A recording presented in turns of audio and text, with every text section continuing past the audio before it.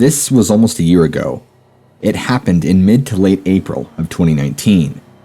On my drive home from working a long day, I came across a sharp bend in the road where out of nowhere, a deer jumps out in front of my Dodge Ram and I collided with it.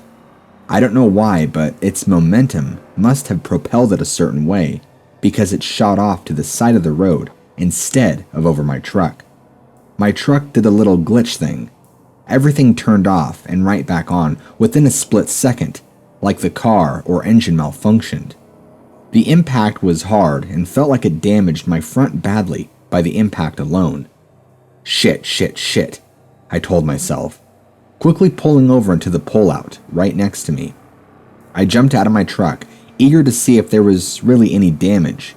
I had my nifty little utility flashlight with me, so even in the dead of night, I was able to fully check my truck for any serious markings or damage. It looked fairly clean. Nothing too bad was done to it. I was very surprised considering the impact itself was immense. After taking a few quick moments to scan my vehicle, I turned to my left, and directly where my headlights were hitting was the doe I just hit. She was a big son of a gun.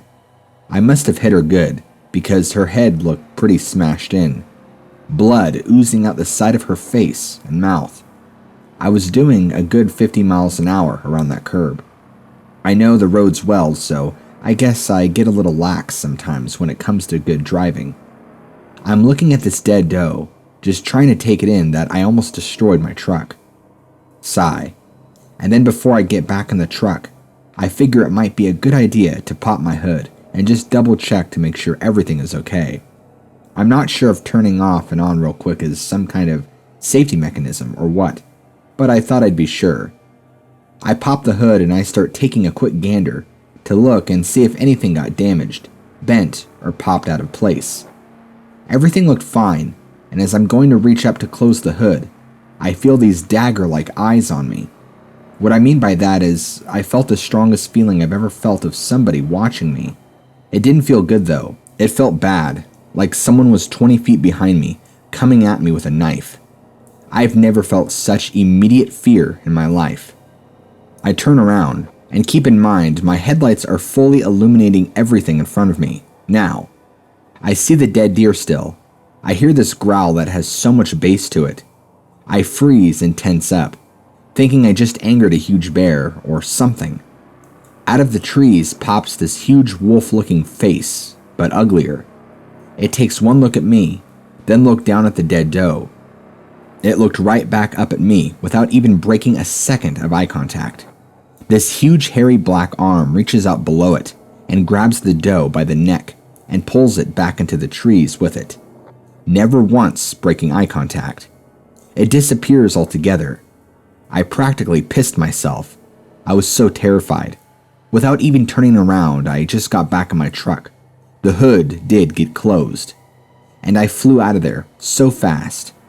For some reason, my mind goes to a giant man-eating badger looking thing, but it was very wolf-like. Absolutely huge head. I'm talking huge. I wanted to tell you about some interesting stories my friend told me about a part of the Yakima reservation. I should give you some pre-information first. I live in eastern Washington, north of Yakima. The Yakima reservation is a fairly small reservation, but borders from Yakima up to one side of Mount Adams. That alone is so interesting because of all the stuff that happens around that mountain, but I'll get to that in a minute. I feel confident in my wisdom and research of what I know about cryptids and such that I'm an avid researcher. I'm talking about Bigfoot, skinwalkers, chupacabra, Jersey Devil, Dogman, Wendigos, you name it. So, for me to have a friend who's a native and very much into his traditional side of things is a godsend. They too usually have their own stories and experiences with similar beings and things of the unknown. They are usually very spiritual people, very traditional and by the roots, so to speak. Well, at least some of them are. Many of my friends are natives and from that same reservation, as well as their families. These are very traditional people, like I said, and what you can learn from them and their experiences is just breathtaking. Now, my close friend, he doesn't want me to mention his real name, even though I have his permission to tell these stories to you. We'll call him Terry. Terry grew up on the res his whole life and was very enriched in the tradition, language, and experiences, and has some incredible encounters himself along the way. Him and I both share an interest in the unknown, paranormal, and cryptids. However, he's scared beyond his wits when he has an experience or encounters. He firmly believes we weren't meant to come into contact with beings like this. They are far beyond our human level of comprehension, which is how he describes it. Terry, whom I've gotten to be close with many of his family, all have very similar experiences and things happen to them in their life too. I've talked with him and his family about skinwalkers, if that's a thing up here in Washington, like I know it is down in Arizona. They do have similar stories, but they have a word for it that I can't quite remember what it was. I'll have to ask Terry again. It's one of those things they don't really like to bring up, because even mentioning them, more so during the night, is like calling out to these beings. Most of his immediate family was very hesitant to even talk about it, but here and there they would. Terry, though, has experienced something that isn't quite skinwalker-like, and much more beastly, he likes to say. The first real experience he had when he explained that this large, angry-looking wolf that stood on two legs was stalking him and his brother out on a river one day fishing. He said it scared them so bad that they never went back to that same fishing spot. He's had a couple of friends mention that they've seen it driving at night, running across the road, or even watching them as they drive by. The next time he would have an encounter was with it when he was a little older and at a friend's house having a bonfire late at night. Him and his friends saw these large red eyes coming toward them from the tree line and a large silhouette of a tall wolf. He's seen it walking along the side of the road at nighttime, partially hidden by the tall grass. He's also had it stalk around his house before at night, trying to open all the door handles to get in and roaring loudly outside. The reservation police know about them and won't and refuse to deal with them. I guess his little brothers used to collect certain charms, and these charms would somehow draw these beings in more and more until Terry himself realized that what they were doing and made them get rid of them. As soon as that happened, they stopped coming around as much, but he would still see them from time to time. He won't tell me the kind of charms they are, in fear that I will go and seek out similar ones. They got them on the reservation. That much I do know. I believe it might have been something to do with black magic, as that's kind of what he hinted towards. I'm not 100% sure about myself. He has told me stories I'm not 100% sure myself.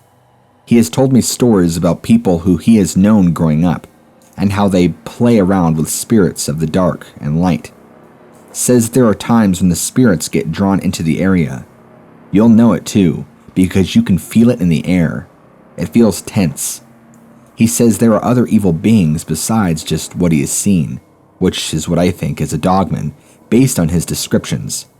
He's told me about his friends seeing tall, skinny ones that are dark in color, and short ones too. They only come out in the middle of the night, and are just as equally frightening. I haven't heard anything about anyone being physically hurt. Even the stories I've been told about being tormented by these or other beings, it's just more terrorizing than it is harming. It's as if these beings are seeking this out, to scare and to terrorize the people they target. The other thing is that these beings, not just the one he's been seeing, but all of them seem to target a specific person. It's almost as if they're assigned to an individual or individuals.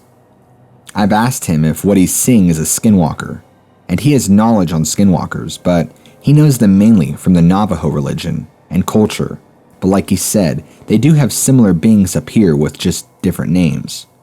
He tells me he really does not believe this being to be a skinwalker. He says it's a being of darkness, is how he describes it, but it is not the same being. He says it's the spirit of an evil wolf in the form of flesh. Him and his brothers and friends know about it and stay at certain spots in the woods. This includes hunting spots, fishing spots, shortcuts in the trails, game trails, things like that. There's certain areas they will only go during the day and avoid at night. They treat it very seriously. One thing I wanted to mention to you was that I said earlier it's interesting how the western part of the reservation ends on half of Mount Adams. This mountain has been notorious over the years for strange sightings of weird things, unexplainable things. Bigfoots have been spotted here countless times, even dating back to the 1800s. Washington State's history is rich with them. There's also talk about time and dimensional anomalies. Those stories are pretty interesting too. Of course, there's UFO sightings as well. There seems to be some sort of abnormal magnetic reading in certain spots along the mountain itself. I'm not sure how that ties in with everything, but it is interesting once you try to connect the dots. I will say that I think it has something to do with these beings showing up and having so many sightings. I know some of his other friends live closer to the mountain, and they talk about seeing this thing more often than not. Maybe it's drawn to a certain area more than others. From what I've gathered that he's told me is that the farthest east you go on the res, the less there are.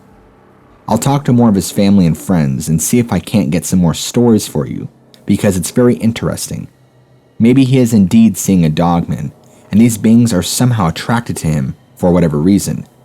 I'll write back to you when I get a chance to actually talk to his family and friends more. Hi, what lurks beneath? It's me again. I know we haven't spoken in a few weeks, but I hope you're safe amidst all of this craziness.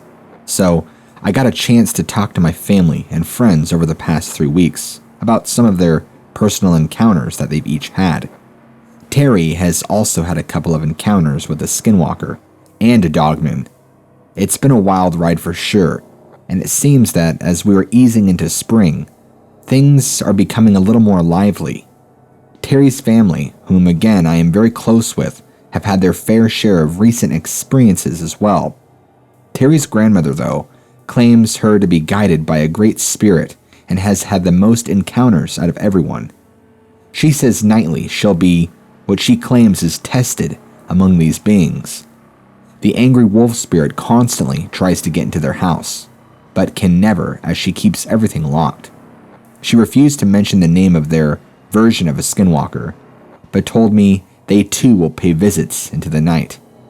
She explained that there has never been a time where there were multiples of these at her house at one time. It's always been one or the other, or other various creatures. She told me about some of them that are smaller and uglier, and some that are a greenish tint. Others are tall and lanky and dark. This same grandmother also lives on the very far western side of the res, not too far off from Mount Adams, actually. The worst experiences she has been having is with those wolf spirits. There is much dark magic being practiced in the res, she expressed to me. There are many individuals that are in poverty that she won't name in fear of word getting out that they call these beings into the reservation to cause fear to those who don't control the spirits. There's just certain members in the tribe you don't interact with. You don't want to make enemies at all. They are by far the most aggressive evil spirits she has encountered. She usually chants out a prayer to rid them of her house. Other things like burning sage act as a deflection against those kinds of things, but these spirits can cross that boundary. If given the opportunity, these things will kill, and they will do harm. The grandfather, Terry's grandfather, who passed away years ago, had many personal run-ins with these same beings when hunting, mostly during the morning hours and dusk, but I guess he had a large scar running up his thigh and torso from when one of these things attacked him and almost gutted him like a pig. They were a common nuisance to deal with around the nighttime. There were times where he would be out hunting buck for meat, and these things would steal the kill from him, or get to the body before he could. It happened more than once, I was told about. The grandfather only ever got into one physical altercation with one of these things that we know of, and survived. He didn't kill it, but it attacked him and let him be. He tried to stab it, but its hide was so thick the knife wouldn't penetrate, he said. It was a predator that was meant to be feared. It sounded to me like he and many others know about this kind of being. along with things like skinwalkers and such, but they wouldn't ever mention it or talk about it, or even going as far as acknowledging their existence for the fact that they don't want to draw it in. It's really weird how secret they keep these things. Like I mentioned, they are very strict to the mantra of if you talk about it or give it energy, it will come to you. This grandfather has also had various encounters with the skinwalker as well, but when he was much younger. Those stories I wasn't told. The worst experience of his I was told about was when he was going to fish at a creek, a fishing spot he had found, and this wolf spirit was on the other side of the river, waiting to get to him. He saw the wolf spirit and it chased him. He fled and made it back, but this wolf spirit drove him out of that fishing spot. This was next to the worst time, other than being attacked. A quick note about the grandfather. He ended up dying from cancer years and years ago, so I never got to fully find out all the details to his story. Luckily for me, Terry's grandmother was able to recount to me much of the information I needed. That's about it as much as I basically know about the grandfather. Terry's younger brother, who is in his later 20s, has had some pretty bad ones too. One time, his car was attacked by multiples of these wolf spirits while he was out in the woods driving around. It was nighttime, and they surrounded his vehicle and even bit and popped one of his tires. They were trying to pull him out of the car, clawing at the windows and trying to pull the car door handle. I don't know how he made it back, but he apparently was riding on a partially existing tire, sparks and all. He had even had encounters with these things while he was back in high school. This huge, hairy, wolf-looking beast would watch him walk home every day from the tree line. He would recite his prayers out loud the whole walk to keep it at bay, in fear of it reaching out and trying to grab him and take him away. This was before he knew about these beings, really, but still understood that they were evil. They have all had so many similar accounts and experiences. They've all had their fair share of seeing this out at night, by the road, crossing the road, looking into their windows, you name it. Terry's mother has even recalled nights where she would wake up out of fear and terror and have to go stand out on the front porch and chant prayers to ward off this thing's energy and knowing that it was around their house. His mother also talks about when she was younger, being visited by this thing, by this being, when she was alone in her room. Even when she went to friends' houses, this thing was always finding a way to show up. Something I expressed with not only Terry, but his grandmother, mother, and brothers is that from these stories, these wolf spirits have so many opportunities to kill and do far worse. Why don't they? All of them agree and aren't sure. They believe, other than the grandmother, that these beings are meant to incite fear and torment the person that they are sent after. The grandmother believes that these are much more nefarious beings, and given the right chance, they will kill, even though no one besides the grandfather in the family had gotten physically hurt in any way. I've kindly told them about my findings into cryptozoology, and what these beings, what they are actually describing, are dogmen. They are intrigued but still hold true to all of their beliefs that this is some demonic spirit coming after them, and it's important to stay away. One thing that has always struck a weird chord with me is there's so much tying together cryptids and Native American culture and shamanism. I am still trying to find the connection myself. I was even told that there are so-called experts on these beings from some of the elders in the tribe, but they won't talk about it, especially to me, a white boy. So I'll just have to keep researching and digging out what I can. As fascinating as all this truly is, it is also simply terrifying that these beings seem to be targeting not just Terry's family, but many families in the tribe and the reservation. If I find out anything more worth writing to you about, I'll write you in. Stay safe.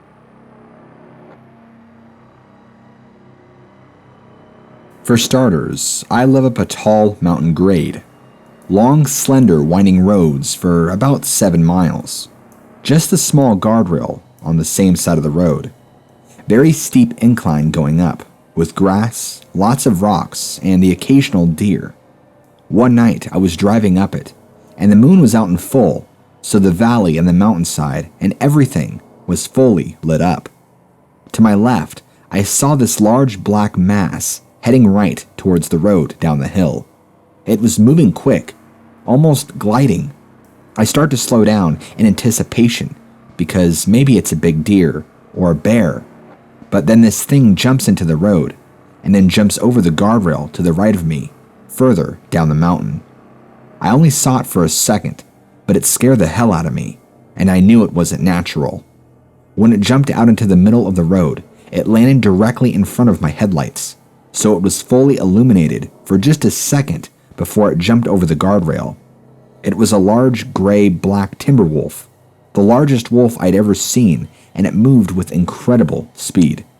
The thing that bothered me the most was as it was racing down the mountainside so quickly, that it was so steep, so I don't know how it managed to do that without tumbling forward. Like I said, even its movements looked off. It looked to be gliding rather than running, and I'm not sure how it could do that with moving its limbs. I caught the glimpse of this shape about 3 seconds before it came in contact with the road. I didn't know we had wolves like that out here. I just listened to one of your Dogman videos you made a while back. It was the one where the guy had grandparents that owned a large farm, and the grandfather would have to start sacrificing his cattle and livestock by tying them up on the far side of the farm to keep these dogmen at bay. My grandparents owned a big ranch in California that they would do very similar things. I don't remember much about it because I was younger, but I do remember my grandparents every week or so. Well, maybe it was more than that, but I know it was often. They would take one of their cattle and take it out to a very specific spot far into the backwoods on my grandparents' ranch and leave them there, only one at a time. They would disappear and be gone. My grandfather would do this often, and he would alternate between cattle, pigs, goats, whatever he could find. He was constantly getting new livestock, and I never knew why at the time. Come to find out when I was older, and he had a couple of drinks and loosened up, that he'd been dealing with a predator problem that was much worse than a mountain lion or a coyote. That these animals were coming in and taking his cattle and other livestock whole. He would never tell me what it was. I remember asking him, and he still wouldn't tell me. He just explained to me that it was stuff of nightmares, and things a young boy like me at the time should never see. I had no idea what that meant. This is why they sacrificed their livestock to ensure their other livestock stayed alive. I still remember that conversation well, even when I was 15. Grandfather and grandmother passed just about 4 to 5 years after that, both having massive heart attacks due to being heavy smokers. That was pretty much that, and then I heard in that episode you released and I connected the dots. I had no idea there were other farmers out there that have to do the same stuff. I couldn't tell you if he had heard any howls or seen anything weird, but my grandfather acted strange when we would talk about it. A kind of strange where you know somebody knows something that bothers them, but they won't tell you what it is. That episode makes sense to me, and I'm sure that's what it could have been. Gosh, just thinking about it makes my skin still crawl. I've got a tale for you.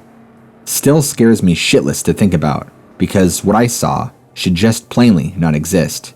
Period. I believe one of these Dogman creatures tried to take my 3-year-old son. Well, 3 years old at the time. He's 10 now. At the time, we lived in Indiana. I was with a company that moved me around every year or so. It was just me and my 3-year-old son in a smaller 2-bedroom, 1-bath house that we were renting. We had neighbors, but they weren't close by. We had a lot of cherry and apple trees in our yard. That much I do remember. So much so that it blocked views of neighbors and even the road, and was nice because it gave us a needed touch of privacy. My son's room at the time is facing the back end of the house, where my room is just on the other end of the hallway. One night I was sleeping, woke up to the sound of noise coming from outside my window, moving towards the back end of the house. Thinking it was somebody outside my house trying to break in, it was getting closer to my son's room, where the direction of the noise was coming from. I went into straight dad mode, grabbed my loaded shotgun that I keep locked away in my closet at night, ran down to my son's room, thinking somebody was trying to break in. I'm running down my hall, and I could start to hear, clear as day, my son screaming, and I busted the door open. My son is screaming his head off at whatever the hell I was looking at outside of his window. Standing there with the most red, haunting eyes was this animal that looked like it came from hell. Just a huge wolf face staring right at my son. I pointed my shotgun right at the window. The motion of me moving must have caught its attention because it quickly glanced over at me, and its expression went from a sinister to an "oh shit, I've been caught" kind of expression. It disappeared within a split second from the window. My son was in hysterics, and so I'm trying to console him. He slept with me for the next few weeks, too scared to even go back in his own room by himself. We never saw that thing after that. I only stayed in that house for another 5 months, and then moved again to Nevada, where I finished out my last 2 years of my time with that company. My son, being 10 now, has an interest in things unknown, and still being in Nevada, has friends that talk about skinwalkers, and are friends with friends in the Navajo, so he thinks it's super cool. He is one of those who actually told me about Dogman, Bigfoot, and all those creatures in more detail, because he's just so into cryptozoology. I'm really surprised because he doesn't even remember that night or what happened. Thank God, because I sure do. I wish I could forget it.